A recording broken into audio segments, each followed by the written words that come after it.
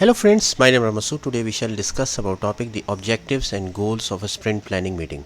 Friend, today's topic is very interesting, especially if you have interest in project management and software development and Scrum framework and you want to learn about it. So let's start, friend. Friend, objective and goal of a sprint planning. First of all, we have to understand that what is sprint planning. Planning is basically a ceremony in the Scrum framework, which is based on the concept of agile methodology, in which we divide the work into smaller chunks, iterative approach, and through the iterative and incremental approach, we deliver the work to the customer. At the end of the each sprint, we deliver a product increment to the customer.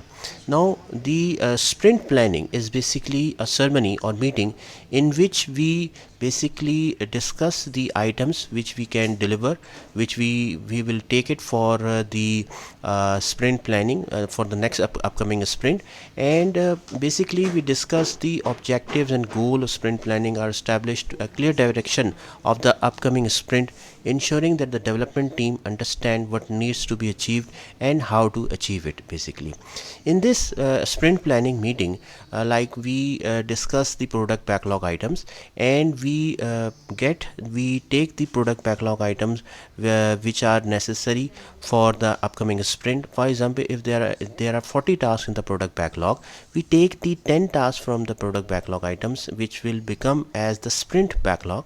Sprint backlog consists basically a subset of the product backlog, and during the sprint we focus on those 10 tasks, that how we will plan, develop, test and deploy to the customer. So first thing is the review and refinement of product backlog. Now, what is a product backlog? Product backlog is basically a complete set of requirements and features for the basically for the product. Like for example, if you are implementing an e-commerce solution, there are like for example there are 40 tasks for a product backlog. Product backlog consists of the requirements and feature sets for the product. Like for example, if customer can sign up for the e-commerce solution, customer can do the can see the product catalog on the e-commerce solution, customer can purchase the item from the e-commerce solution. So all these are the examples of the features or the requirements for the e-commerce solution. So in this session, the product owner and the development team collaborate to review and refine the product backlog. The product backlog is basically a prioritized list of features, enhancements and bug fixes that needs to be addressed in the product backlog. Next is basically the objective setting. In this session, the sprint planning, we determine what work can be completed during the upcoming sprint. The product owner is basically a person who is basically a bridge between the stakeholder, business and the development team. He communicates the highest product priority items from the product backlog to the development team. In this meeting, we also set the objectives. Objective means that what actually we will achieve from the sprint planning meeting, or from once the sprint end, what actually we achieve. For example, we want that when the sprint ends, the basic features, like for example customer can sign up and see the product catalog. Okay, so basically this is the objective which we can set for the sprint planning meeting. Then understanding and clarifying the user stories. User stories are basically the requirements or features which are required for a product. This is generally a user requirement or features which is called as user stories. The development team is basically discuss each user story or backlog item and seek clarification from the product owner regarding the requirement. The development team consists of different team members, like for example the development team, software designers, developers, the testers, production deployment team. This helps in ensuring a shared understanding of what needs to be built and what is actually the requirement of the user story.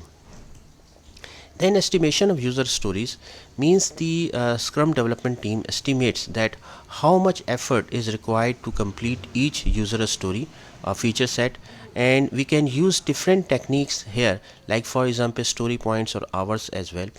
Here friend, remember that story point is basically the Based on the relative complexity, we estimate these story points.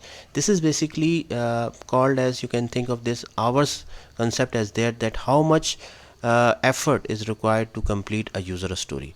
In this approach, your story point is a different approach as compared to the normal estimation approach which we use in waterfall, like man days effort. This is not a man days effort. It is basically the concept of points, or the hour based concept here, in which we assign a story point based on the complexity level with the comparison with the other user stories. This estimation helps in planning the capacity of the sprint and understanding the team velocity as well. Here, the team velocity is basically the concept of the sprint. That means the how much, what is the average duration, average work the team can complete in the sprint. Sprint velocity means that, for example, if you can complete the 10 story points in each sprint, so that is the basically the called as the velocity of the sprint of the Scrum development team. Then capacity planning. Based on the sprint velocity of the team and estimated for each user story, the team determine that amount of work that can be taken on during this sprint. That is called as the sprint. That is called as the capacity planning. This involves considering team members' availability, skill sets, and any external factors that may impact the productivity as well. Capacity planning simply means that, like for example, you have taken 10 stories from the product backlog. Okay, so based on those 10 stories, which type of team members are required for in the sprint to complete those sprint. For example, you need one software developer, one designer, and one production development team member. And what is the availability, what is the skill sets required? For example, you need a senior developer and a junior developer as well, for example. Then task breakdown and definition of done. Basically, friend, here the Scrum team breaks down the user stories into tasks. For example, customer can sign up into the e-commerce solution. So what are the tasks required? For example, you do the development team, software designer who will design the page. For example, the database team who will basically do the database designing. Then the tester team who will basically test the module. So basically, additionally, the team establishes the criteria of done, ensuring a shared understanding of the quality and completeness expected for each task. Here, friend, the definition of done means that what is the criteria at which we will consider that this work has been completed. This is the criteria. Basically, it is ensured that on what basis we will say that this task has been completed.